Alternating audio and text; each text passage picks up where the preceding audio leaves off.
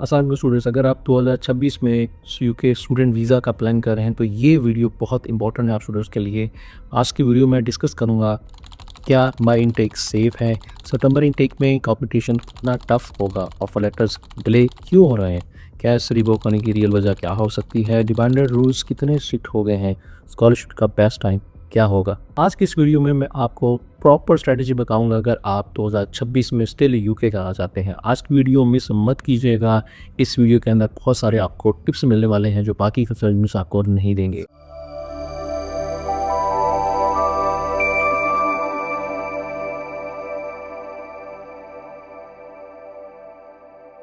सबसे पहले बात करते हैं माइंड टेक को। माइंड टेक में आपके लिए एडमिशन्स ओपन है।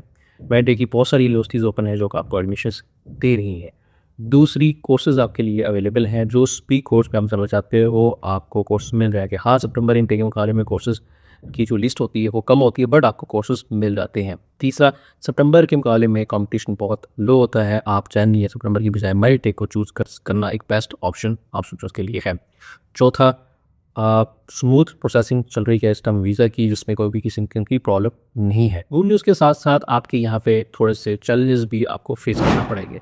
जहाँ पे ऑफर लेटर स्मूथ मिल रहे हैं, कुछ यूनिवर्सिटीज़ आपको ऑफर लेटर भी डिले कर रही हैं। उसकी रीज़न क्या है? डिले करने की रीज़न ये है कि आपकी जो एकेडमिक बैकग्राउंड है और फाइनेंशियल प्रूफ है उसको स्टिक चेक किया जा सकता है। आपकी जितनी भी फाइनेंशियल रिक्वायरमेंट्स है, मतलब बैंक स्टेटमेंट है, उसको भी बहुत ज़्यादा स्ट्रिक्ट चेक किया जा रहा है, जिसकी वजह से आप स्टूडेंट्स के लिए ये थोड़ा सा डिले पॉइंट हो सकता है ऑफर लेटर्स मिलने के लिए। यहाँ पे आपके लिए स्ट्रेटजी क्या होना चाहिए? सबसे पहले आपकी जो डॉक्यूमेंट्स है वो 100% ओरिजिनल और 100% ऑथेंटिक होना चाहिए।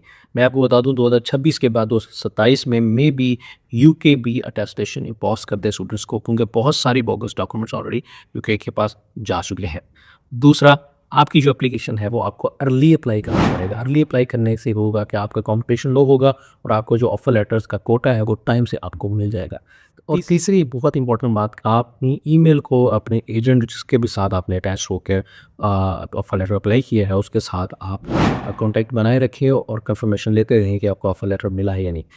जो बहुत स्मार्ट स्टूडेंट होते हैं माई इनटेक को वो चूज़ करते हैं। उसकी रीज़न ये होती है कि कंपटीशन को अगर आप अवॉइड करना चाहते हो तो माई इनटेक आप स्टूडेंट्स के लिए बेस्ट है। दूसरी नंबर बात करते हैं कि बहुत सारे स्टूडेंट्स अब कंप्लेन करते हैं कि सर ऑफर लेटर्स हमें टाइम से नहीं मिल रहा। अभी भी बहुत सारी यूनिवर्सिटीज़ जो हैं ऑफर लेटर टाइम से दे रही हैं, बट कुछ यूनिवर्सिटीज़ ने ऑफर लेटर्स देने में 7 दिन, 8 दिन, 10 दिन लगा दिए। बट स्टूडेंट्स को समझना चाहिए, अब स्टूडेंट्स ये समझें कि पहले वाली बात नहीं रही कि आपने आज एप्लीकेशन दी और एक दिन के बाद 24 आवर के अंदर आपको ऑफर लेटर आ गया। पहले यूनिवर्सिटीज़ आपकी फाइनेंशियल प्रूफ बिल्कुल भी चेक नहीं करते थी, आपकी एकेडमिक बैकग्राउंड पे चेक नहीं लगा हुआ था। अब स्ट्रिक्ट चेक्स लग चुका है आपकी एकेडमिक बैकग्राउंड के ऊपर, आपके फाइनेंशियल प्रूफ के ऊपर, आपकी फाइनेंशियल रिक्वायरमेंट के ऊपर।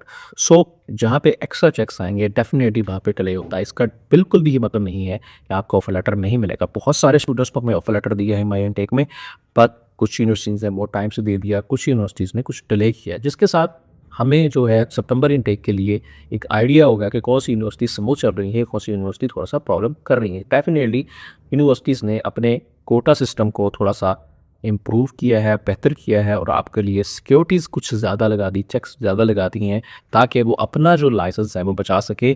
मुंह उठा के ऑफर लेटर्स अब वो देखने वाली सिचुएशन जो है यूके ने अब ख़त्म कर दी है। यहाँ पे कैश लेटर की बात करें, जो लास्ट और टेक में देखा है कि बहुत सारे स्टूडेंट्स के कैश लेटर जो है वो देने के बाद भी उनका कैश लेटर कैंसिल हो गया, कैश लेटर विदड्रॉ हो गया, इवन कि वीज़ा एप्लीकेशन भी स्टूडेंट्स को विदड्रॉ करनी पड़ी। यहाँ पे आपने करना क्या है? अच्छा, ये सब चीज़ें क्यों होती हैं कि आपके फाइनेंशियल जो है वो मिसमैच है, डॉक्यूमेंट का जो आपने इंटरव्यू दिया है वो क्लियर नहीं था, कैश इशू हो गया, बट बाद में उन्होंने सोचा कि नहीं भी इंटरव्यू क्लियर नहीं था तो रिपोर्ट कर दिया कैश।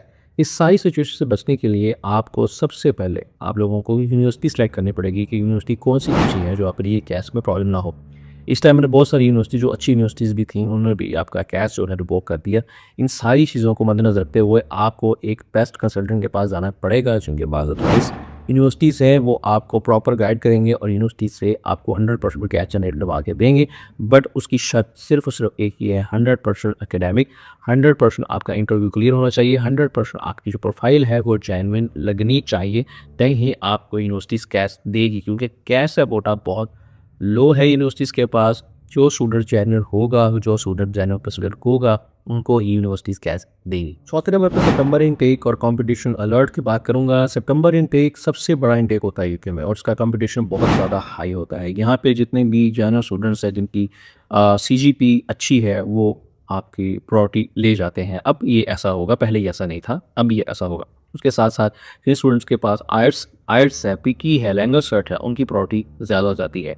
यहाँ पे पोस्ट स्टूडेंट मार्क आएँगे सितंबर इनटेक में जिनके पास किसी भी किस्म का इंग्लिश लेटर नहीं है, और सितंबर इनटेक में 2026 में अगर वो स्टिल लाई करेंगे एमओआई के ऊपर, वो भी इस पार्ट में प्रॉब्लम होगी, उनके लिए भी धोखा होगा। तो एमओआई को जो भी स्टूडेंट यूनिवर्सिटीज़ अगर आपको एमओआई दे रही हैं, तो आप ये चीज़ मद्देनज़र रखिएगा कि एमओआई के ऊपर अगर आप अप्लाई करेंगे तो आपका वीज़ा इंटरव्यू के चांसेस बहुत ज़्यादा, बेस्ट इंटरव्यू के चांसेस आपको मिलेंगे। और बहुत सारी यूनिवर्सिटी सितंबर इनटेक में एमओआई बैन कर रही हैं, एमओआई ख़त्म कर रही हैं। सो माई टेक अगर आपके पास छूट गया है तो सितंबर इनटेक के लिए मेरी जो बड़ी ये है कि आप स्टूडेंट्स को पीटीई या फिर आर्ट्स जो है वो सेंटर बेस्ड करना पड़ेगा। आप अगर आर्ट्स नहीं करेंगे, अगर आपका यूके ही ड्रीम जाना है, तो आपको आर्ट्स के बगैर यूके अब वेलकम नहीं करेगा। आप स्टूडेंट्स को आर्ट्स करना पड़ेगा, जिसके साथ आपकी इंटरव्यू प्रोफेशनल हो जाएगी और आपका जो एडमिशन्स का सिक्योर 100% आप कर सकोगे। यहाँ पे एक चीज़ और मैं बता दूँ, अगर स्टूडेंट्स आर्ट्स की तैयारी कर रहे हैं या आर्ट्स का एडमिशन लिया हुआ है, अभी 2 महीने में आर्ट्स देना है या 1 महीने में रिजल्ट आना है, तो आप स्टूडेंट्स आर्ट्स के बगैर अपना कंडीशनल ऑफर बिल्कुल सिक्योर कर सकते हैं। ऐसी कोई रिस्ट्रिक्शन नहीं है कि अगर आप आर्ट्स साथ नहीं दोगे या एक टेस्ट साथ नहीं दोगे, आपको एडमिशन लेटर नहीं मिलेगा। तो कंडीशन ऑफर सिक्योर करना सबसे इंपॉर्टेंट है सितंबर इनटेक के लिए। अब बात करते हैं स्कॉलरशिप और डिपॉजिट के ऊपर। स्कॉलरशिप्स में सितंबर इनटेक में अभी भी यूनिवर्सिटीज़ 3 से लेकर 6,000 तक स्कॉलरशिप मिलती है, बट सम यूनिवर्सिटीज़ अभी बट डिस्काउंट देती हैं। तो आप कुछ यूनिवर्सिटीज़ का इंटरनेशनल स्कॉलरशिप मिलती है उनकी, और आप लोगों को अगर स्कॉलरशिप आपने ग्रैब करनी है, स्कॉलरशिप हासिल करनी है, तो अर्ली आपको जो है एप्लीकेशन सबमिट करना होगी और स्कॉलरशिप अवेलेबल होती है। दूसरा, डिपॉजिट की बात कर लें, बहुत सारी यूनिवर्सिटीज़ आज भी 50% डिपॉजिट ले रही हैं, बट मेरी राय ये है कि आप स्टूडेंट्स 80% 75% डिपॉजिट मिनिमम दीजिएगा।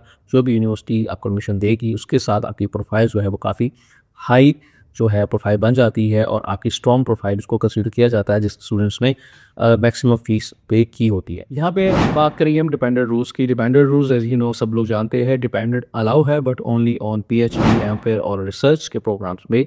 यहाँ पे बहुत सारी यूनिवर्सिटीज़ ने रिसर्च के प्रोग्राम बंद कर दिए हैं, डिपेंडेंट्स के लिए थोड़ी सी प्रॉब्लम्स आई हैं, बट आज भी कुछ यूनिवर्सिटीज़ हैं जो कि आपको रिसर्च प्रोग्राम ऑफर कर रही हैं, बट उसके लिए आर्ट्स 100% 7 बैंड आपके आर्ट्स होना चाहिए, मिनिमम 6.5 बैंड आपके पास मिनिमम होना चाहिए। फाइनेंशियल बैकग्राउंड, फाइनेंशियल आपके academic background 100% original, financial proof 100% original आपके होना चाहिए। रिसर्च पेपर आपके पास होना चाहिए। कुछ यूनिवर्सिटी विदाउट रिसर्च पेपर भी नहीं अप्लाई करती, बट कुछ यूनिवर्सिटीज़ विदाउट रिसर्च पेपर भी एडमिशन आपको देती हैं। बट अगर आपके पास रिसर्च पेपर्स होंगे तो आपकी प्रोफाइल ज़्यादा हाई कंसीडर होगी और ज़्यादा वो स्ट्रॉन्ग कंसीडर इसमें की जाती है।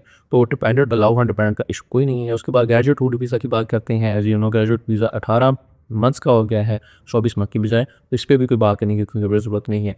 लास्ट पे बात करते हैं गैप जस्टिफिकेशन की और एमओआई की। एमओआई को मैंने बताया था कि एमओआई स्टिल यूनिवर्सिटीज़ एक्सेप्ट कर रही हैं, काफ़ी सारी यूनिवर्सिटीज़ हैं, बट एमओआई तो अगर आप चाहोगे तो मेरी राय ये है कि एमओआई के ऊपर आपको वीज़ा के चांसेस काफ़ी ज़्यादा मिलेंगे। उसके बाद गैप की बात करेंगे। यूनिवर्सिटी 7 से 8 साल का गैप भी इस टाइम जो है वो एक्सेप्ट कर रही हैं, एडमिशन आपको दे रही हैं, बट गैप की जस्टिफिकेशन प्रॉपर होनी चाहिए कि आपका जो गैप है 7-8 साल का ये क्यों हुआ है। प्रॉपर जस्टिफाई अगर आपने किया होगा, प्रॉपर उसकी वेरिफिकेशन होती है आपकी एम्प्लॉयमेंट लेटर की भी। अगर आप बैंक में जॉब करते रहे हैं, 7 साल आपने जॉब की है, तो आपके पास प्रॉपर उसका प्रूफ होना चाहिए, क्योंकि 100% वेरिफिकेशन एम्बेसी अब करेगी आपके एम्प्लॉयमेंट लेटर के ऊपर भी। तो ये भी आपने चीज़ें याद रखनी है। फाइनल इसमें जो कंक्लूड ये है, अर्ली अप्लाई करना है। आर्ट्स, मिनिमम आर्ट्स आपके पास होना चाहिए, पीटी होना चाहिए, लैंग्वेज सर्ट सेंट्रल बेस कर ले तो बहुत इंपॉर्टेंट है। बाकी ऑनलाइन भी एक्सेप्ट हो रहा है, उसको टेस्ट भी ऑनलाइन एक्सेप्ट हो रहा है। अगर ये सारी चीज़ें आपके पास हैं तो एमओई से आप इस साल जो है 2026 में अगर अवॉइड करेंगे तो ज़्यादा बेटर है। और अदरवाइज़ अगर आपकी इंग्लिश स्पोकन अच्छी है तो आप एमओई पे जा सकते हो। ये कुछ चीज़ें थी आप स्टूडेंट्स को बताने के लिए, बहुत इंपॉर्टेंट है। यूके स्टिल इज़ ऑन, आप जो है अप्लाई कर सकते हो 100% सितंबर टेक में और मई टेक में।